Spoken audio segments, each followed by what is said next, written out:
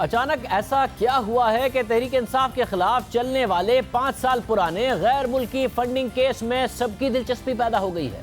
Plan A और plan B की नाकामी के बाद ऑपोजिशन की तवज्जो का मरकज ये केस बन गया है। ऑपोजिशन चाहती है कि चीफ इलेक्शन कमिश्नर की रिटायरमेंट से पहले इस केस का फैसला आ जाए और आज चीफ इलेक्शन कमिश्नर ने रहबर कमेटी की दरख्वास्त पर स्क्रूटनी कमेटी को तहरीक इंसाफ के खिलाफ गैर मुल्की फंडिंग केस में रोज की बुनियाद पर छानबीन करने की हिदायत कर दी है। चीफ इलेक्शन कमिश्नर सरदार रजा खान और इलेक्शन कमीशन के रुकन इरशाद कैसर ने ऑपोजिशन की रहबर कमेटी की दरख्वास्त पर फैसला सुनाया। आज जमीयत उलमा इस्लाम के सरबराह मौलाना फजलुर रहमान ने भी मौजूदा चीफ इलेक्शन कमिश्नर की रिटायरमेंट से पहले इस केस के फैसले का मुतालबा किया।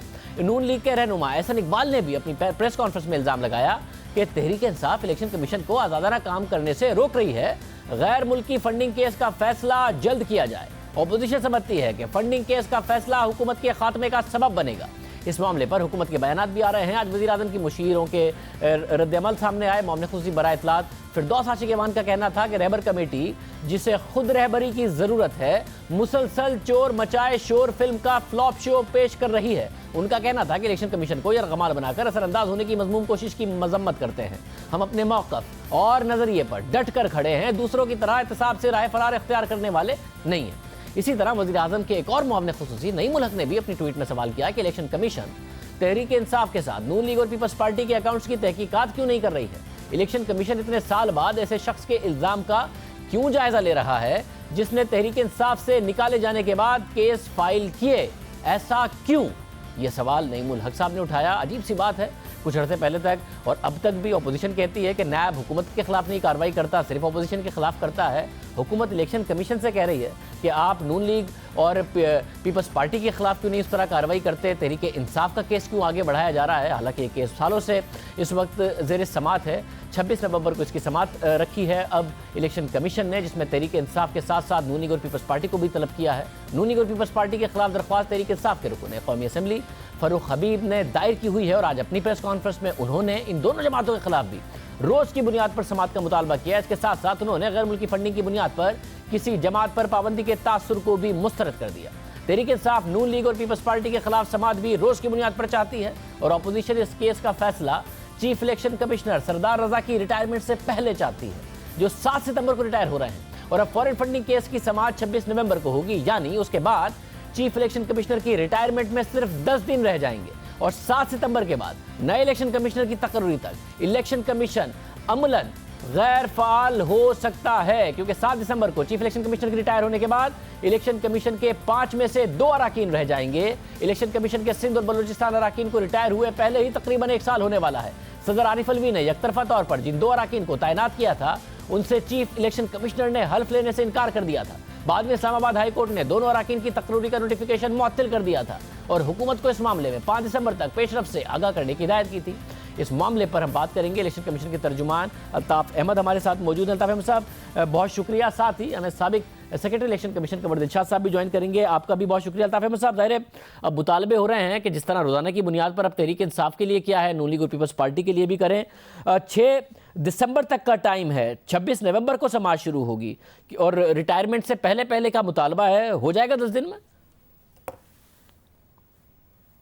देखिए जी, thank you very much Shahzaib sahab. बात यह है कि सबसे पहले तो एक छोटी सी कन्फ्यूजन ये क्रिएट हुई है। शायद कॉमन लोग ये समझते हैं कि इलेक्शन कमीशन ये एक आज कुछ टेलीविज़न ने इस तरह चलाया है कि इलेक्शन कमीशन इसकी रोज़ाना की बुनियाद पर समाअत करेगा। इसमें इस तरह है कि एक स्क्रूटनी कमेटी बन गई थी। इलेक्शन कमीशन ने एक स्क्रूटनी कमेटी बनाई थी जो फॉरेन फंडिंग केस में स्क्रूटनी कर रही है, जिसमें हमारे डीजी लॉ जो हैं वो उस कमेटी को हेड कर रहे हैं। अकाउंट्स ऑफ ग्रुप के और भी अफसरान हैं, सीनियर ऑफिसर्स हैं, वो स्क्रूटनी कर रहे हैं। और इसी बुनियाद पर आपके इल्म में होगा कि बहुत सारे एप्लीकेशंस भी आए थे उनकी तरीक़ाकार पर। तो इलेक्शन कमीशन ने जब उन सारे एप्लीकेशंस को रिजेक्ट कर दिया, उसके बाद ये बात आई कि रोज़ाना की बेसिस पर इसकी वो हो जाए। Election commission chief election commissioner ने इस वक्त एक डायरेक्शन इशू कर दिया है स्क्रूटनी कमेटी को कि स्क्रूटनी कमेटी 26 नवंबर से रोज़ाना की बेसिस पर इसकी जो छानबीन है वो उसकी समाअत जारी रखे। तो ये एक जो थोड़ी सी मिस इंटरप्रिटेशन ये है कि इलेक्शन कमीशन इसको हेयर कर रही है। इलेक्शन कमीशन की डायरेक्शन है स्क्रूटनी कमेटी के लिए कि स्क्रूटनी कमेटी रोज़ाना की बेसिस पर एज फॉर एज प्रैक्टिकेबल, ये है कि जब तक ह्यूमनली जितना पॉसिबल हो तो वो रोज़ाना की बेसिस पर इसको, अब ये तो स्क्रूटनी कमेटी है, स्क्रूटनी कर रही है। मतलब अगर क्या रोजाना की बुनियाद पर समाअत करे तो 6 दिसंबर तक क्या फैसला हो सकता है? देखिए शाहज़ेब साहब, अगर मैं आपको बताऊं तो इलेक्शन कमीशन की किसी भी एम्प्लॉई को शायद ये पता भी नहीं है, because it's a scrutiny committee and they are making the scrutiny of the case. अब वो किस तरह कर रहे हैं, कितना कर रहे हैं, मुझे तो इसका बिल्कुल इल्म नहीं है, बल्कि मैं यकीन से कह सकता हूं कि इलेक्शन कमीशन की किसी एम्प्लॉई को इसके बारे में कुछ भी इल्म नहीं है कि स्क्रूटनी कहाँ तक पहुँची है, कितनी हुई है। और वो ज़ाहिर है वो तो जितने लोग हैं सीनियर सीजन ऑफिसर हैं। मगर इस वक्त अगर 6 दिसंबर को तक नहीं हो पाती और 7 दिसंबर को चीफ इलेक्शन कमिश्नर रिटायर हो जाते हैं तो इलेक्शन कमीशन तो मुकम्मल ही नहीं रहेगा, दो अरकान पहले ही नहीं है, तो फिर ये मामला दब जाएगा, फिर मामला आगे नहीं बढ़ पाएगा। इलेक्शन कमीशन का पूरा होना लाजमी है। देखिए ये तो अब 6 दिसंबर ही तक जिस तरह आपने फरमाया, जो 2 मेंबरान हमारे रिटायर्ड हो गए थे, उसी वक्त 3-4 बार हम इलेक्शन कमीशन जो हैं वो गवर्नमेंट को इस बारे में लिख चुका है कि जितनी जल्द अज जल्द हो इलेक्शन कमीशन में 2 मेंबरान की जो असामियाँ हैं इसको फिल किया जाए। तो अब अगर सूरत हाल 6 तारीख को बनती है जिस तरह आप फरमा रहे हैं, तो फिर तो ये 6 तारीख को ही देखा जा सकता है कि क्या सूरत बनती है। बहुत शुक्रिया। कमर दिलशाद साहब भी हमारे साथ मौजूद हैं, साबिक secretary election commission of Pakistan. Qamar Dilshad sahab, ज़रा आज तक ऐसा हुआ नहीं कि किसी जमात को इस तरीके से उस पर पाबंदी लगाई गई हो। इस तरह तो हुकूमत भी जाएगी, सेनेट, कौमी असम्बली, हर जगह से तहरीक इंसाफ जा सकती है, मगर आज तक ऐसा हुआ नहीं। 1 करोड़ 60 लाख वोट लेके आए हैं। बड़ा अनफॉर्चुनेट होगा अगर ऐसा होता है, क्योंकि अपोजिशन बड़ी उम्मीद रखे हुए मगर हुकूमत बड़ी कॉन्फिडेंट है। आपको लगता है इस केस में इतनी जान है कि तहरीक इंसाफ के लिए खतरा? दरअसल ये मामला ऐसे है कि तकरीबन 5.5 साल से ये तहरीक इंसाफ के ख़िलाफ़ फौरी फंडिंग के बारे में केस ज़ेर समाअत है। और ये कि जो इतना बड़ा अहम केस है ये कि तहरीक इंसाफ ने भी अपने तमाम अदालती फ़ोरम को अपना इस्तेमाल किया। Lahore high court, Islamabad high court, supreme court of Pakistan. और उनकी ख्वाहिश, उनका मंतक ये थी तहरीक इंसाफ की कि इलेक्शन कमीशन ऑफ पाकिस्तान जो है फौरी फंडिंग के बारे में जाँच पड़ताल करना, स्क्रूटनी करना उनके दायरा इख्तियार में नहीं आता।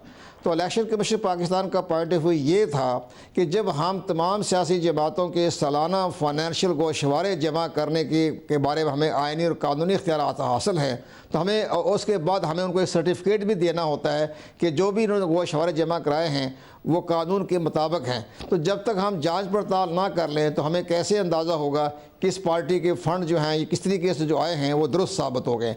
लेकिन बहरहाल इलेक्शन कमीशन पाकिस्तान ने हमेशा इसके ऊपर बड़े आसान रास्ता रखा और कभी किसी सियासी पार्टी के फ़ंड जो थे या गोशवारे जो थे वो कभी जांच पड़ताल नहीं की।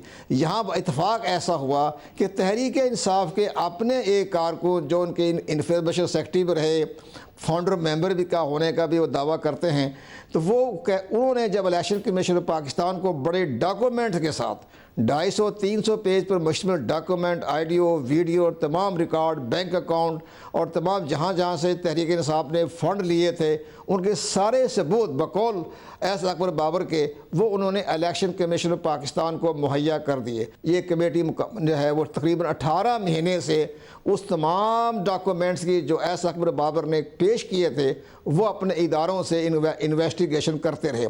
इस दौरान तहरीक इंसाफ ने भी तमाम हाई कोर्ट्स में, इस्लामाबाद हाई कोर्ट, हर कोर्ट्स में गए कि ये ताकि वो JIT या स्क्रूटनी कमेटी की कार्रवाई को मुअत्तल किया जाए, लेकिन बहरहाल वो कार्रवाई चलती रही। इस लिहाज से देर हो गई, 5.5 साल का अरसा गुजर गया। अब इलेक्शन कमीशन ऑफ पाकिस्तान की जो स्क्रूटनी कमेटी है तो वो अपने तमाम मंतकी अंजाम तक पहुंच चुकी है। अब उन्होंने सिर्फ उसकी नोक पर दुरुस्त करते हुए वो 4-5 दिन में जो है वो अपनी रिपोर्ट सिफारशात की शक्ल में वो इलेक्शन कमीशन ऑफ पाकिस्तान को पेश करेगी। ये जो 26 नवंबर से वो स्क्रूटनी कमेटी की डेली कार्रवाई होनी है।